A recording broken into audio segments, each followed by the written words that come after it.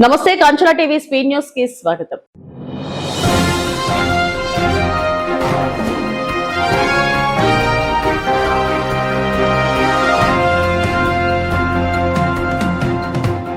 జిల్లాలో వివిధ పోలీస్ స్టేషన్లలో పనిచేస్తున్న పోలీస్ అధికారులు ఇతర శాఖల అధికారులతో అర్ధ సంవత్సర నేర సమీక్ష సమావేశాన్ని విజయనగరం జిల్లా పోలీస్ శాఖ ఆధ్వర్యంలో జిల్లా పోలీస్ కార్యాలయంలో నిర్వహించారు. ఈ సమీక్ష సమావేశానికి విశాఖపట్నం రేంజ్ ఐజీపీ గోపీనాథ్ జెట్టి ముఖ్య అతిథిగాను, ప్రిన్సిపల్ డిస్ట్రిక్ట్ జడ్జ్ శ్రీమతి ఎం బబిత, జిల్లా కలెక్టర్ ఎస్ రామసుందర్ రెడ్డి అతిథులుగా హాజరయ్యారు.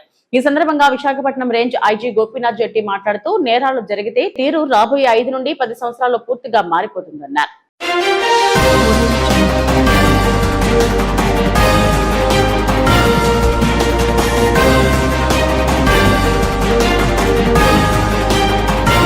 జిల్లాలో ఎక్కడా ఎరువుల కొరత లేకుండా రైతుల అవసరాల మేరకు పూర్తి స్థాయిలో నిల్వలు సిద్ధంగా ఉంచామని జిల్లా కలెక్టర్ స్వప్నిల్ దినకర్ పుండకర్ స్పష్టం చేశారు. కలెక్టరేట్ సమావేశ మందిరంలో జాయింట్ కలెక్టర్ ఫర్మాన్ అహ్మద్ ఖాన్ తో కలిసి వ్యవసాయ అనుబంధ శాఖల అధికారులు, సిబ్బందితో ఖరీఫ్ సీజన్ ఎరువుల సరఫరాపై నిర్వహించిన సమీక్ష సమావేశంలో ఆయన మాట్లాడారు. ఆయా మండల కేంద్రాల నుంచి ఎంపీడీఓలు, ఎంఏఓలు, తహసీల్దార్లు హాజరయ్యారు.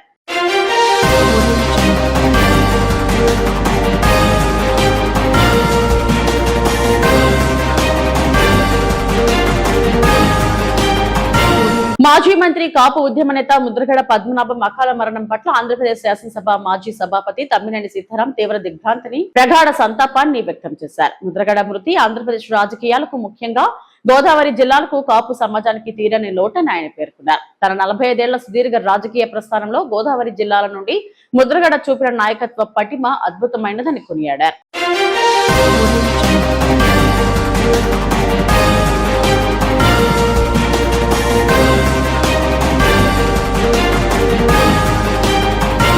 సాలూరు మండలం కొత్తవలస పంచాయతీ గొందివలస, ఎగువ దాగరవలస బడి పిల్లలకు పుస్తకాలు, పెన్నులు, ఇతర సామాగ్రి పంపిణీ చేసినట్టు మాతృభూమి సేవా సంఘం అధ్యక్ష కార్యదర్శులు కటారి ఈశ్వరరావు, హరి మహేష్ తెలిపారు.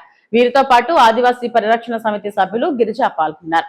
ఈ సందర్భంగా ఆమె మాతృభూమి సేవా సంఘ సేవలు ప్రశంసనీయమన్నారు.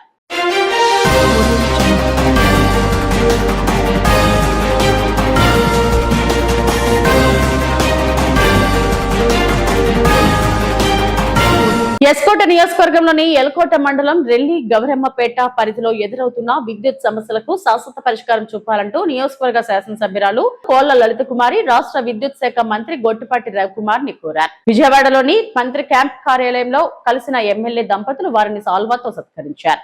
ఈ సందర్భంగా ఆర్జీపేట వద్ద 133/33 kV విద్యుత్ సబ్ స్టేషన్ ఏర్పాటు చేయాలని మంత్రికి వినతి పత్రం సమర్పించారు.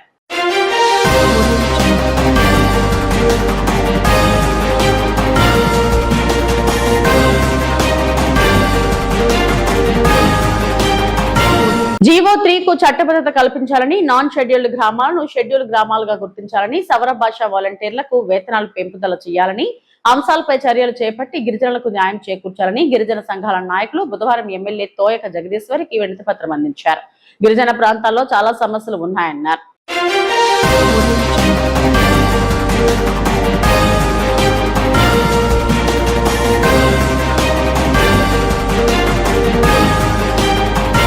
కమ్యూనిటీ సోషల్ రెస్పాన్సిబిలిటీలో భాగంగా విశాఖపట్నంకు చెందిన Mahatma Gandhi cancer hospital and research institute Kurupam జిల్లా పరిషత్ ఉన్నత పాఠశాలకు 2 లక్షల రూపాయల విలువైన ప్రయోగశాల పరికరాలు, టేబుల్స్ బుధవారం అందజేశారు. కురుపాం జిల్లా పరిషత్ ఉన్నత పాఠశాలను దత్తత పాఠశాలలుగా గత 3 ఏళ్లుగా వివిధ సహాయ కార్యక్రమాలు Gandhi cancer hospital MD doctor Polla Muralikrishna చేస్తున్నారు.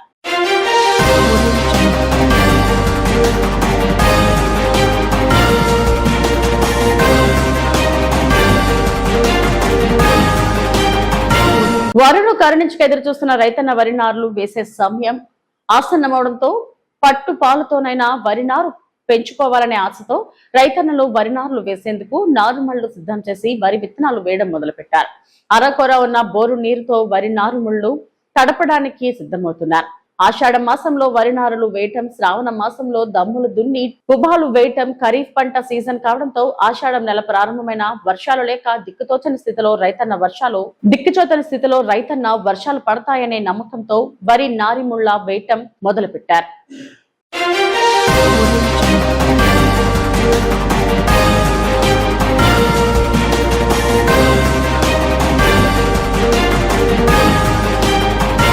జిఎంవలస మండలం ఎంపీడీఓ కార్యాలయంలో గత నెలలో జరిగిన నిధుల కుంభకోణం ఏమైందని సిపిఎం పార్టీ డిమాండ్ చేసింది. బుధవారం ఎంపీడీఓ కార్యాలయం వద్ద నిరసన తెలిపారు. ఈ సందర్భంగా మండల పార్టీ కార్యదర్శి కూరంగి సీతారాం మాట్లాడుతూ ఎంపీడీఓ కార్యాలయంలో వివిధ అకౌంట్ల నుండి గత ఎంపీడీఓ హనుమంతు సస్యభూషణరావు ఎటువంటి నోట్స్ ఫైల్స్ లేకుండా ఓఎస్ శ్రీనివాసరావు పేరుతో సుమారు 10 లక్షలు విత్డ్రా చేసి తన సొంతానికి వాడుకున్నారని ఆరోపించారు.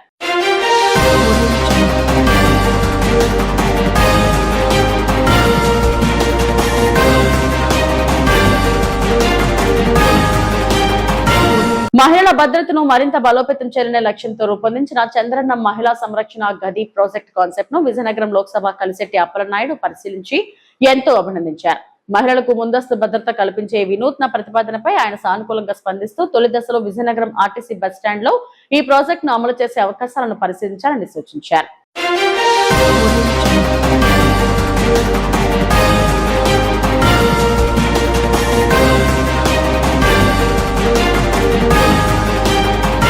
ఇవి ఇప్పటివరకున్న స్పీడ్ న్యూస్. నమస్తే.